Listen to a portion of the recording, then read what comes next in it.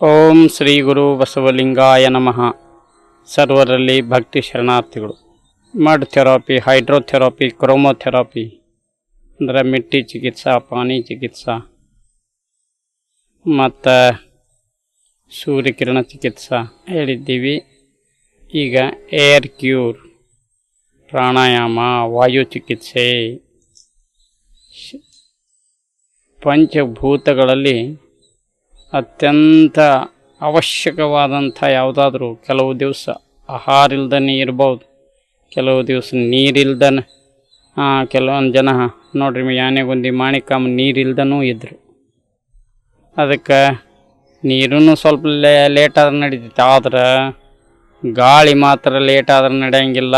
ಒಂದು ನಿಮಿಷ, ಬರೇ ಒಂದು 5 ನಿಮಿಷ ಗಾಳಿ ಇರಲಿಲ್ಲ ಅಂದ್ರೆ ಮನುಷ್ಯ ಶಾಂತ ಆಗಿಬಿಡ್ತಾನೆ, ಪರ್ಮನೆಂಟ್ಲಿ ಶಾಂತ ಅಕ್ಕನ. ಅದಕ್ಕಾಗಿ ಗಾಳಿ ಒಂದು ಅತ್ಯವಶ್ಯವಾದಂಥದ್ದು, ಪ್ರಾಣ. ಅದಕ್ಕೆ ಪ್ರಾಣ ಅಂತಾರೆ. ಏರ್ ಕ್ಯೂರ್, ಗಾಳಿ ಮನುಷ್ಯನ ಒಂದು ಮೂಲಭೂತ ಅವಶ್ಯಕತೆಗೆ. ಅದಕ್ಕಾಗಿ ಪ್ರಾಣದ ಮೇಲೆ ಮನುಷ್ಯನ ಜೀವನ ನಿರ್ಭರದ. ಅದಕ್ಕೆ ಉಸಿರಾಟದ ಕ್ರಿಯೆನೇ ಗೊತ್ತಿಲ್ಲ ನಮ್ಗೆ. ಈಗ 21ನೇ ಶತಮಾನದಾಗ ಹೌ ಟು ಬ್ರೀತ್, ಇದು ಭಾಳ ಮಹತ್ವದ್ದು. ಸಾಮಾನ್ಯವಾಗಿ ನಾವು ಮೇಲೆ ಉಸಿರಾಡಿಸ್ತಿರ್ತೀವಿ. We use only 1/4 of our lungs. ಅದಕ್ಕೆ ಡೀಪ್ ಬ್ರೀದಿಂಗ್ ಅಂತಾರೆ. ಆಳವಾದ ಉಸಿರು, ಪೂರ್ತಿ ಶ್ವಾಸವನ್ನು ಹೊರಗೆ ಹಾಕೋದು, ಹೊಟ್ಟೆ ತುಂಬ ಶ್ವಾಸವನ್ನು ತುಂಬಿಕೊಳ್ಳೋದು. ಹೊರಗೆ ಹಾಕುವತ್ನಾಗ ಕಾರ್ಬನ್ ಡೈಆಕ್ಸೈಡ್ ಎಲ್ಲ ಅಂದ್ರೆ ನಮ್ಮ ಶರೀರದ toxin, morbid matter, foreign matter ವಾಯು ರೂಪದಲ್ಲಿ ಹೊರಗೆ ಹೋಗ್ತದೆ, ಕಾರ್ಬನ್ ಡೈಆಕ್ಸೈಡ್ ರೂಪದಲ್ಲಿ. ಮತ್ತು ಪ್ರಾಣವನ್ನು ಇಡೀ ಶರೀರಕ್ಕೆ, ಇಡೀ ಸೆಲ್ಗಳಿಗೆ, ಇಡೀ ಎಲ್ಲ ಅಂಗಾಂಗಗಳಿಗೆ ಒಂದು ಚೈತನ್ಯವನ್ನು ಕೊಡುವಂಥ ಸೂಕ್ಷ್ಮ ಆಹಾರ ಯಾವುದಾದ್ರೂ ಇತ್ತು ಅಂತಂದ್ರೆ ಅದು ಪ್ರಾಣ, ವಾಯು. ನಾವು ಬರೇ ಆಹಾರ ಅಷ್ಟೇ ಉಣ್ಣಂಗಿಲ್ಲ, ಅದ್ರ ಜೊತೆಗೆ ವಾಯು, ನೀರು, ಆಕಾಶ ತತ್ವ ಇವೆಲ್ಲವನ್ನೂ ಸಹಿತ ಸೇವನೆ ಮಾಡ್ತೀವಿ. ಅದಕ್ಕೆ ಪಂಚಭೂತಗಳ ಸೇವನೆ ಅಂತಾರೆ. ಇವು ಪಂಚಭೂತಗಳಿಂದ ನೋಡ್ರಿ, ಊಟ ಮಾಡಿದ್ರೆ ಹೆಂಗೆ ಹಸ್ರ ಊಟ ಮಾಡಿದ್ರೆ ಹೆಂಗೆ ತೃಪ್ತಿ ಅನ್ನಿಸ್ತದಲ್ಲ, ಹಂಗೆ ಹೊಟ್ಟೆ ತುಂಬ ಶ್ವಾಸ ತುಂಬ್ಕೊಂಡ್ಬಿಟ್ರೆ ಅದು ಒಂದು ತೃಪ್ತಿ ಅನ್ನಿಸ್ತದೆ. ನೀರು ಅಡಿಸಿದಾಗ ನೀರು ಕುಡಿದ್ರೆ ಹೆಂಗೆ ತೃಪ್ತಿ ಅನ್ನಿಸ್ತದ ನಮ್ಗೆ. ಹಂಗೆ ವಾಯುವನ್ನು ಚೆನ್ನಾಗಿ ತಗೊಳ್ತಾ ಇರಬೇಕು. ವಾಯು ಸರಾಗವಾಗಿ ನೋಡ್ರಿ, ಆಳವಾಗಿ ಉಸಿರಾಡಿಸಿದ್ರೆ ನಾವು ಆಳವಾಗಿ ಉಸಿರಾಡ್ತೀವಿ. ಎಷ್ಟು ಡೀಪ್ ಬ್ರೀದಿಂಗ್ ಇರಬೇಕು ಅಂತಂದ್ರೆ ಆಧಾರ ಚಕ್ರದವರೆಗೆ ನಮ್ಮ ಪ್ರಾಣ ಹೋಗಿ ಮುಟ್ಟಬೇಕು. ಅಷ್ಟು ಡೀಪ್ ಬ್ರೀದಿಂಗ್ ಇತ್ತು ಅಂತಂದ್ರೆ ನಮ್ಮ ಶರೀರದಲ್ಲಿ ಕುಂಡಲಿನಿ ಶಕ್ತಿ ಜಾಗೃತಿ ಆಗ್ತದ. ಇದನ್ನು ಅಭ್ಯಾಸ ಮಾಡ್ತಾ ಇರಬೇಕು. ಇದು ಡೀಪ್ ಬ್ರೀದಿಂಗ್ ಹಿಂಗೆ ಸುಷುಮ್ನ ನಾಡಿ ಚಲಿಸಬೇಕಾಗಿತ್ತು ಅಂತಂದ್ರೆ we should sit straight, spinal cord should be straight. ಆದ್ರೆ ನಾವು ಸ್ಪೈನಲ್ ಕಾರ್ಡನ್ನು ಸ್ಟ್ರೈಟ್ ಇಡಲಿಲ್ಲ ಅಂದ್ರೆ ಅಲ್ಲಿ ಸುಷುಮ್ನ ನಾಡಿ ಪಥ ಕಟ್ ಆಗ್ತದೆ, ಬೆನ್ನು ಹುರಿ ಹಿಂಗೆ. ಅದಕ್ಕೆ ಸಾಮಾನ್ಯವಾಗಿ ನಾವು ಅದಕ್ಕೆ ಬೆನ್ನು ಹುರಿ ನೇರವಾಗಿ ಇಟ್ಟು ಕೂಡ್ರಲಾಕ ಕಲ್ತೀವಿ ಅಂತಂದ್ರೆ ಮನುಷ್ಯ ದೀರ್ಘಾಯುಷಿ ಆಕ್ಕಾನ. ಯಾಕಂದ್ರೆ ಸುಷುಮ್ನ ನಾಡಿ ಜಾಗೃತಿ ಆಕ್ಕದ.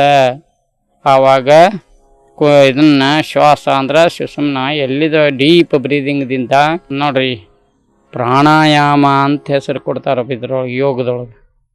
ಪ್ರಾಣಾಯಾಮ ಅಂದರೆ proper regulation of inhalation and exhalation is pranayama. ಉಚ್ಛ್ವಾಸ ನಿಶ್ವಾಸದ ಮೇಲೆ ಸರಿಯಾದ ನಿಯಂತ್ರಣವೇ ಪ್ರಾಣಾಯಾಮ.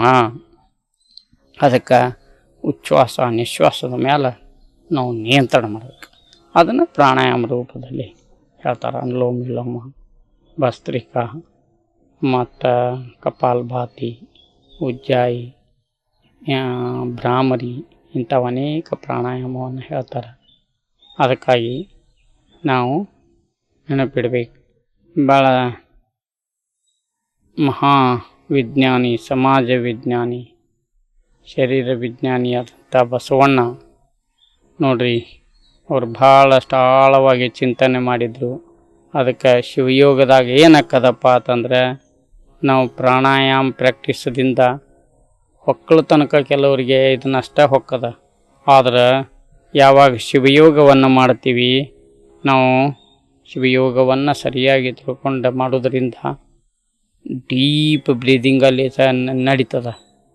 ಯಾಕಂದ್ರೆ ಇಲ್ಲಿ ಏನು ವಿಜ್ಞಾನಪ್ಪ, ಇಷ್ಟಲಿಂಗದ ನಿರೀಕ್ಷಣೆಯೊಳಗೆ ಆಲಿನಿಂದೊಡೆ ಸುಳಿದು ಸೂಸುವ ಗಾಳಿ ನಿಲ್ಲುವುದು ಬಹಳ ಮಹತ್ವದ್ದು. ಇದಕ್ಕೆ ಲಿಂಗ ಸಕೀಲ ಅಂತಾರೆ.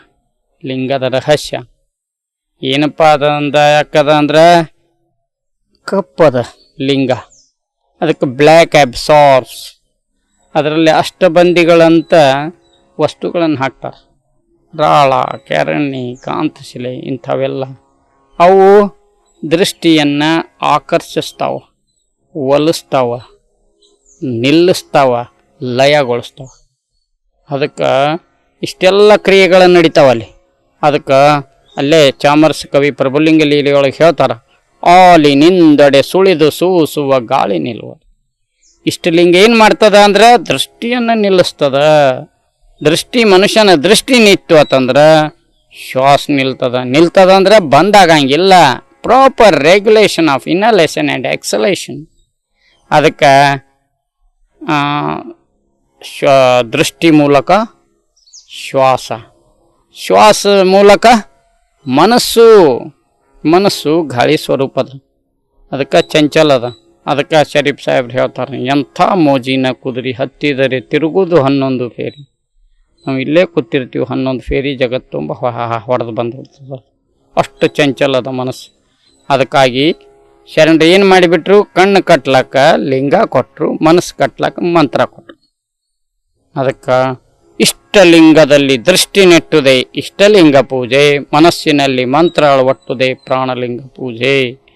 ಅದಕ್ಕೆ ಆಳವಾದ ಉಸಿರಾಟ ಆಗೋದ್ರಿಂದ ಏನಕ್ಕದ, ಆಧಾರ ಚಕ್ರದವರೆಗೆ ಕುಂಡಲಿನಿ ಶಕ್ತಿವರೆಗೆ, ಅಲ್ಲೇ ಕುಂಡಲಿನಿವರೆಗೆ ಹೋಗಿ ಆ ಗಾಳಿ ಪ್ರಾಣವಾಯು ಮುಟ್ಟುವುದರಿಂದ ಏನಕ್ಕದ, ಅಲ್ಲಿ ಸುಪ್ತ ಶಕ್ತಿ, ಹಿಡನ್ ಪವರ್ಸ್, ಆ ಕುಂಡಲಿನಿ ಶಕ್ತಿ ಜಾಗೃತಿ ಆಗ್ತದೆ. ಆವಾಗ ನೋಡ್ರಿ ಮನುಷ್ಯನಿಗೆ ಸುಪ್ತವಾದ ಶಕ್ತಿಗಳ ವಿಕಾಸ. ಏನೇನಪ್ಪ ಅಂದ್ರೆ ಅಖಂಡ ಜ್ಞಾನ, ಅಖಂಡ ಪ್ರೇಮ, ಅಖಂಡ ಶಕ್ತಿ, ಅಖಂಡ ಆರೋಗ್ಯ, ಅಖಂಡ ಆನಂದ. ಇವು ಎಲ್ಲವೂ ಸಹಿತ ಇದು ಶಿವಯೋಗದಿಂದ ಸಾಧ್ಯದ. ಅದಕ್ಕಾಗಿ ನಾವು ಶಿವಯೋಗವನ್ನು ಶಿವಯೋಗಿಗಳ ಸಾನ್ನಿಧ್ಯದಲ್ಲಿ ಸರಿಯಾಗಿ ತಿಳ್ಕೊಂಡು ಮಾಡ್ಲಿಕ್ಕೆ ಕಲಿಬೇಕು. ಅದಕ್ಕೆ ಡೀಪ್ ಬ್ರೀದಿಂಗ ಮನುಷ್ಯನಿಗೆ ಅಭ್ಯಾಸದ ಮೂಲಕ ಬರ್ತದ. ನೋಡ್ರಿ, ಯಾರು ಜೋರಿನಿಂದ ಭಾಳ ಸ್ಪೀಡಾಗಿ ಉಸಿರಾಡಿಸ್ತಿರ್ತಾರ ಅವರಿಗೆ ಆಯುಷ್ಯ ಶಾರ್ಟ್ ಆಕ್ಕದ, ಕಡಿಮೆ ಆಕ್ಕದ. ನೋಡ್ರಿ, ಅಸ್ತಮಾದವ್ರು ಹೊಸ ತೆಗ್ತಿರ್ತಾರೆ. ಇಂಥ ಬಿಸಿಲು ಆಯಿತು ಅಂತಂದ್ರೆ ಯಾಕಂದರೆ ಶಾರ್ಟ್ ಆಕ್ಕದ, ಲಂಗ್ಸ್ ಎಲ್ಲ ಇದನ್ನಾಗಿರ್ತಾವೆ. ಸೇದ್ಯೋ ಕಫ ಆಗ್ಯೋ ಏನೋ ಆಗಿ ಒಟ್ಟ. ಅದಕ್ಕಾಗಿ ನಾವು ತಾವೆಲ್ಲ ಧೂಮ್ರಪಾನ ಇಂಥವೆಲ್ಲ ಯಾಕೆ ಮಾಡಬಾರ್ದು ಅಂತಂದ್ರೆ ಲಂಗ್ಸ್ಗಳ ಶಕ್ತಿನ ಉಡುಗಿಬಿಡ್ತದ ಅಲ್ಲಿ. ಯಾಕಂದ್ರೆ ಕಫ ಸಂಗ್ರಹ ಆಗಿಬಿಡ್ತದೆ. ಅದಕ್ಕಾಗಿ ಪ್ರಾಣ ಸರಿಯಾಗಿ ಸರಾಗವಾಗಿ ಇದನ್ನಾಗಬೇಕಾಗಿತ್ತು ಅಂದ್ರೆ ಲಂಗ್ಸ್ಗಳನ್ನು ಸ್ಟ್ರಾಂಗ್ ಇಡಬೇಕು, ಸ್ವಚ್ಛ ಇಡಬೇಕು. ಮತ್ತು ಈ ರೀತಿ ಡೀಪ್ ಬ್ರೀದಿಂಗ್ ಮಾಡೋದ್ರಿಂದ ನೋಡಿರಿ, ನಾಯಿ ಓಡಿ ಬರ್ತದೆ, ವಾಸ್ ತೆಗ್ತಿರ್ತದೆ. ನಾಯಿಗೆ ಆಯುಷ್ಯ ಕಡಿಮೆ ಇರ್ತದೆ. ಸಿಟ್ಟು ಬಂದವರು, ಜ್ವರ ಬಂದವರು ಇದನ್ನು ಶ್ವಾಸೋಚ್ಛ್ವಾಸ ಸ್ಪೀಡ್ ಹಾಕದ, ಆಯುಷ್ಯ ಕಡಿಮೆ ಆಕ್ಕದ. ಅದಕ್ಕೆ ಹೇಳ್ತಾರೆ, ಕೋಪವೆಂಬುದು ಕೇಳು ಪಾಪದ ನೆಲೆಗಟ್ಟು. ಅದಕ್ಕಾಗಿ ಮನುಷ್ಯ ಸಿಟ್ಟಿಗೆ ಬರೋದಂದ್ರೆ ಅಜ್ಞಾನದ ಸಂಖ್ಯೆ. ಅದಕ್ಕೆ ತನ್ನ ಅರಿವಿನ ಕೇಡು ಅಂತಾರೆ. ಅದಕ್ಕಾಗಿ ನಾವು ಡೀಪ್ ಬ್ರೀದಿಂಗ್ ಅಥವಾ ಶಿವಯೋಗವನ್ನು ಮಾಡಿ ಸುಷುಮ್ನ ನಾಡಿಯನ್ನು ನೋಡ್ರಿ, ಇದಕ್ಕೆ ಈಡ ಇದು ಪಿಂಗಳ ಅಂತಾರೆ ಯೋಗ ಭಾಷಾದಾಗ. ಸೂರ್ಯನಾಡಿ, ಚಂದ್ರನಾಡಿ. ಈ ಸೂರ್ಯನಾಡಿ ಚಂದ್ರನಾಡಿಗಳು ಸರಿಯಾಗಿ ಚಲಿಸ್ತಾ ಇದ್ದು ಅಂತಂದ್ರೆ, ಸರಿಯಾಗಿ ಪ್ರಾಪರಾಗಿ ಚಲಿಸ್ತಾ ಇದ್ರೆ ಮೂರನೇ ನಾಡಿ ಜಾಗೃತ ಆಗ್ತದ. ಅದು ಸೂಕ್ಷ್ಮ ನಾಡಿ, ಅದರ ಪತನ ಸ್ಪೈನಲ್ ಕಾರ್ಡ್ದಾಗಿರ್ತದೆ. ಅದರಿಂದ ಸುಷುಮ್ನ ನಾಡಿ ಜಾಗೃತಿ ಆಯಿತು ಅಂತಂದ್ರೆ ಮನುಷ್ಯನ ಸುಪ್ತವಾದ ಶಕ್ತಿಗಳೆಲ್ಲ ವಿಕಾಸ ಆಕಾವು. ಅದಕ್ಕೆ ಯೋಗದಲ್ಲಿ ಅದಕ್ಕೆ ಕುಂಡಲಿನಿ ಶಕ್ತಿ ಅಂತಾರೆ. ಅದಕ್ಕಾಗಿ ಇದು ಇನ್ನು ಪ್ರಾಣಾಯಾಮದ ಮೂಲಕ ಸಹಜವಾದಂಥ ಡೀಪ್ ಬ್ರೀದಿಂಗ್ ಏನ್ರಿ, ಶುದ್ಧ ಹವಾದಾಗ ವಾಯು ವಿಹಾರಕ್ಕೆ ಬಂದಿರ್ತಿರಲ್ಲ, ಪೂರ್ತಿ ಶ್ವಾಸನ ಹೊರಗೆ ಹಾಕೋದು, ಒಟ್ಟು ತುಂಬ ತುಂಬಿಕೊಳ್ಳೋದು. ಇದರಿಂದ ಮನುಷ್ಯನಿಗೆ ಸರಿಯಾಗಿ ಉಸಿರಾಟ ನಡೀತಿರ್ಲಿಲ್ಲ ಅಂದ್ರೆ ಮನುಷ್ಯನಿಗೆ ಬೇಚೈನಿ ಅನ್ನಿಸ್ತದೆ. ಅದಕ್ಕೆ ನಾವು ಸರಿಯಾಗಿ ಉಸಿರಾಟವನ್ನು ಮಾಡ್ತಾ ಇರಬೇಕು. ಹೌ ಟು ಬ್ರೀದ್ ಇದು ಭಾಳ ಮಹತ್ವದ್ದು. ಮಕ್ಕಳಿಗೆ ಅವತರನ್ನ ಕಲಿಸ್ತಾ ಇರಬೇಕು. ಭಾಳ ಮಂದಿ ಮುಸುಕು ಹಾಕಿ ಮನ್ಕೋತಿರ್ತಾರೆ. ಮುಸುಕು ಹಾಕಿ ಮನಗೋದು ಭಾಳ ಅಪಾಯಕಾರಿ. ಯಾಕಂದ್ರೆ ನಮ್ಮ ಕಾರ್ಬನ್ ಡೈಆಕ್ಸೈಡ್, ನಮ್ಮ ಶ್ವಾಸದ ಹೊಲಸು ನಮ್ಗೆ ಹೊಳ್ಳಿ ಇದನ್ನಾಗ್ತದೆ. ಅದಕ್ಕೆ ಅದು ಏನು ಹೊರಗೆ ಬರ್ತಿರ್ತದೆ ಕಾರ್ಬನ್ ಡೈಆಕ್ಸೈಡ್ ಮೂಲಕ, ಅದು ನಮಗೆ ಮತ್ತೆ ಒಳಗೆ ಹೋಗಬಾರ್ದು. ಅದಕ್ಕಾಗಿ ನೀವು ಉಳಿದೆಲ್ಲ ಥಂಡಿ ಚಳಿಗಾಲ ಇದ್ದಾಗ ಅಥವಾ ಥಂಡಿ ಹತ್ತಿರ ಏನು ಮಾಡಬೇಕು ಅಂದ್ರೆ ಒಂದು ಹೊರಗೆ ಬಿಟ್ಟು ಉಳಿದೆಲ್ಲ ಮುಸುಕು ಹಾಕ್ರಿ. ಇದು ಆರೋಗ್ಯದ ಇವ್ರನ್ನೆಲ್ಲ ಅದಕ್ಕೆ ಕಾಮನ್ ಸೆನ್ಸ್ ಅಂತಾರೆ. ಇವತ್ತು ಆರೋಗ್ಯದ ನಿಯಮಗಳನ್ನು ಇವ್ರನ್ನೆಲ್ಲ ತಿಳ್ಕೊಂಡಿರ್ಬೇಕು. ಅಂದ್ರೆ ಆರೋಗ್ಯವನ್ನು ಕಾಯ್ಕೊಳ್ಳೋಕೆ ಸಾಧ್ಯದ. ಆರೋಗ್ಯದ ನಿಯಮಗಳೇ ಗೊತ್ತಿಲ್ಲ ಅಂದ್ರೆ ಆರೋಗ್ಯ ನಾವು ಹೆಂಗೆ ಕಾಯ್ಕೊಳ್ಳೋಕೆ ಸಾಧ್ಯ? ಅದಕ್ಕಾಗಿ ಆಹಾರದ ಬಗ್ಗೆ, ಉಸಿರಾಟದ ಬಗ್ಗೆ, ನೀರು ಕುಡಿಯೋದ್ರ ಬಗ್ಗೆ, ಚಿಂತನೆಗಳ ಬಗ್ಗೆ, ಇವು ಎಲ್ಲಗಳ ಬಗ್ಗೆ ನಾವು ತಿಳ್ಕೊಂಡಿವಿ ಅಂತಂದ್ರೆ ಆರೋಗ್ಯವನ್ನು ಸರಿಯಾಗಿ ಇಟ್ಕೊಳ್ಳಿಕ್ಕೆ ಸಾಧ್ಯದ. ಅದಕ್ಕಾಗಿ ಏರ್ ಕ್ಯೂರ್ ಅಂದ್ರೆ ಗಾಳಿದು ಮಿಟ್ಟಿ, ಪಾನಿ, ಧೂಪ್, ಹವಾ ಸಬ್ ರೋಗೋಂಕಿ ಯಹೀ ದವಾ. ಈ ಪಂಚಭೂತಗಳನ್ನು ಪೂಜೆ ಮಾಡ್ತಾರೆ. ಆದ್ರೆ ಪಂಚಭೂತಗಳ ಜಡ ಅದಾವ, ಅದನ್ನು ಪೂಜೆ ಮಾಡಬಾರ್ದಂತ ಬಸವಣ್ಣವ್ರು ಇಷ್ಟಲಿಂಗ ಪೂಜೆಯನ್ನು ಹೇಳಿದರು. ಇಷ್ಟಲಿಂಗ ಮೂಲಕ ಪ್ರಾಣಲಿಂಗ, ಭಾವಲಿಂಗಗಳನ್ನು ಅರ್ಚನೆ ಮಾಡ್ಕೊಳ್ಳೋದು ಅಂತ. ಅದಕ್ಕೆ ಅವ್ರು ಹೇಳ್ತಾರೆ, ಇದು ಎಲ್ಲವನ್ನೂ ಅಳವಡಿಸಿಕೊಂಡಾರಂತ ಹೇಳಿ ಡಾಕ್ಟರ್ ಒಬ್ಬರು ಅನುಭವ ಮಂಟಪದಾಗ 770 ಅಮರಗಣಗಳಲ್ಲಿ ಒಬ್ಬರು ವೈದ್ಯರಿದ್ರು, ವೈದ್ಯ ಸಂಗಣ್ಣ ಅಂತ. ಅವ್ರು ಹೇಳ್ತಾರೆ, ನಾನಾ ರೋಗಗಳು ಬಂದು ದೇಹವ ಹಿಡಿದಲ್ಲಿ ಶಿವಾರ್ಚನೆಯ ಬೇರಕೊಳ್ಳಿ ಅಂತ. ಯಾವರೇ ರೋಗಗಳೆಲ್ಲ ಬಂದು ಅಂದ್ರೆ ಲಿಂಗ ಪೂಜೆ ಮಾಡ್ಕೋರಿ ಅಂತ ಹೇಳ್ತಾರೆ. ಭಾಳ ಜನರಿಗೆ ಲಿಂಗ ಪೂಜೆದ ಮಹತ್ವ ಗೊತ್ತಿಲ್ಲ.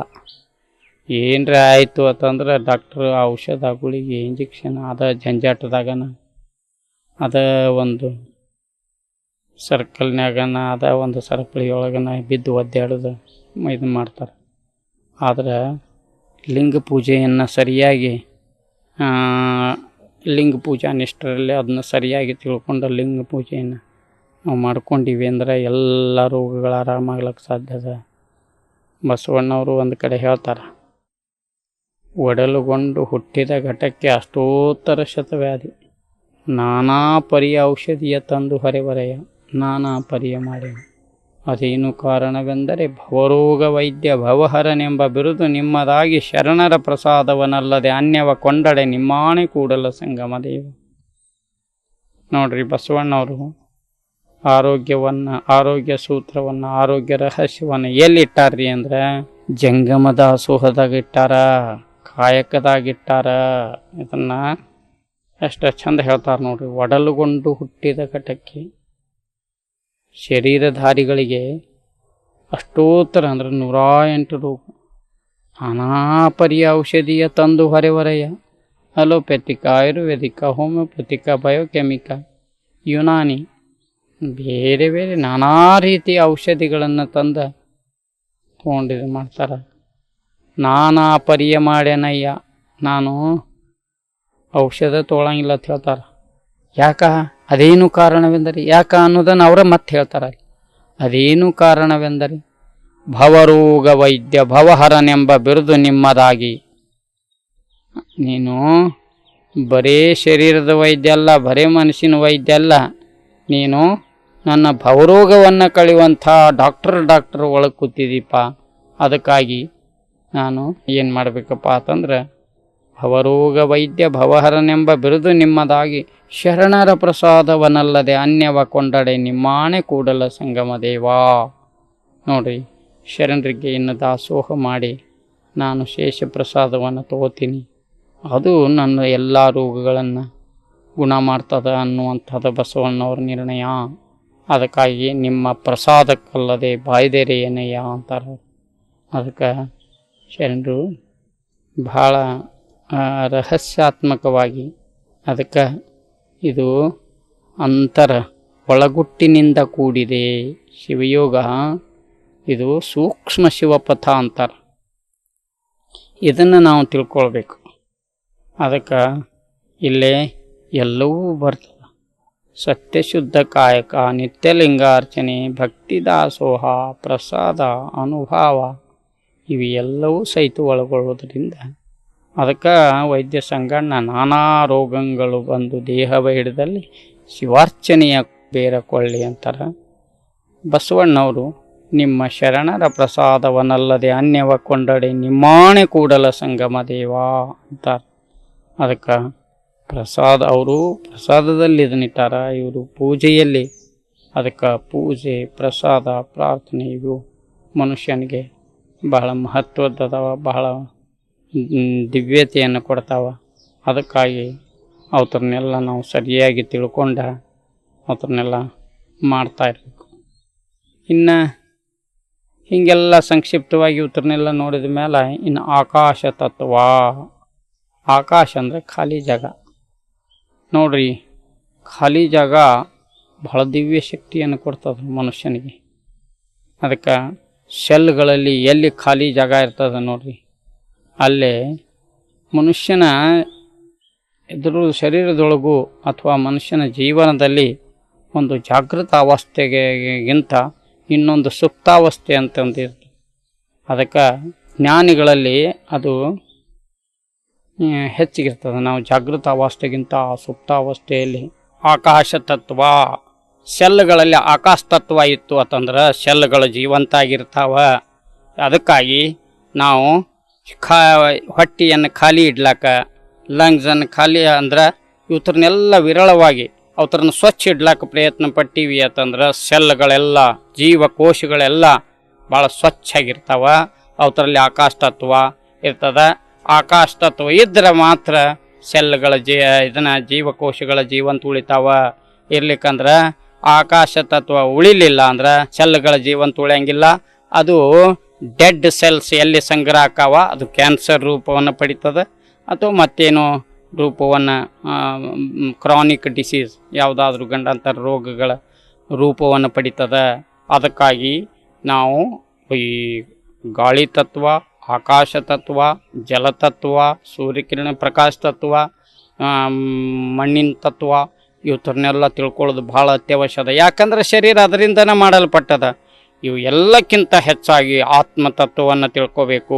ಅದಕ್ಕಾಗಿ ಬಸವಣ್ಣವರು ಇವೆಲ್ಲ ತಿಳ್ಕೊಳ್ಳಿ ಅಂತನ ಇಷ್ಟಲಿಂಗವನ್ನು ಕೊಟ್ಟದ್ದು. ಅದಕ್ಕಾಗಿ ಈ ಇಷ್ಟಲಿಂಗದ ರಹಸ್ಯವನ್ನು, ಲಿಂಗ ಪೂಜಾದ ರಹಸ್ಯವನ್ನು, ಲಿಂಗ ಪೂಜಾದ ಮಹತ್ವವನ್ನು ನಾವು ಅರ್ಥಕೊಳ್ಬೇಕು. ಭೂಮಿ ಮೇಲೆ ಹುಟ್ಟಿದ ಮೇಲೆ ಮನುಷ್ಯನ ಅದವನು ಈ ಏನು ದೇವರಂದ್ರೆ ಏನು, ಪೂಜೆ ಅಂದರೆ ಏನು, ಪ್ರಾರ್ಥನೆ ಅಂದರೆ ಏನು, ಮನುಷ್ಯನಿಗೆ ಯಾಕೆ ಅತ್ಯವಶ್ಯದ? ಯಾಕಂದ್ರೆ ಮನುಷ್ಯ ಬಾಡಿ, ಮೈಂಡ್ ಆ್ಯಂಡ್ ಸೋಲ್ ಮೂರು ಘಟಕಗಳಿಂದ ಮಾಡಲ್ಪಟ್ಟಾನಲ್ಲ. ಮೂರು ಎಲ್ಲ ತೃಪ್ತಿ ಆಗಬೇಕಾಗಿತ್ತು ಅಂತಂದರೆ ಇವೆಲ್ಲ ಬೇಕಾಗ್ತಾವೆ. ಅದಕ್ಕಾಗಿ ಮನುಷ್ಯ ಏನು ಮಾಡಬೇಕಪ್ಪ ಅಂತಂದ್ರೆ ಮಣ್ಣಿನ ತತ್ವ, ನೀರಿನ ತತ್ವ, ಸೂರ್ಯಕಿರಣ ತತ್ವ ಮತ್ತು ಗಾಳಿ ತತ್ವ, ಆಕಾಶ ತತ್ವ, ಆತ್ಮತತ್ವ ಇವೆಲ್ಲನೂ ಸೃಷ್ಟಿಕ್ರಮ ಹೆಂಗಾತು ಅಂತ ಶರಣರು ಹೇಳ್ತಾರೆ.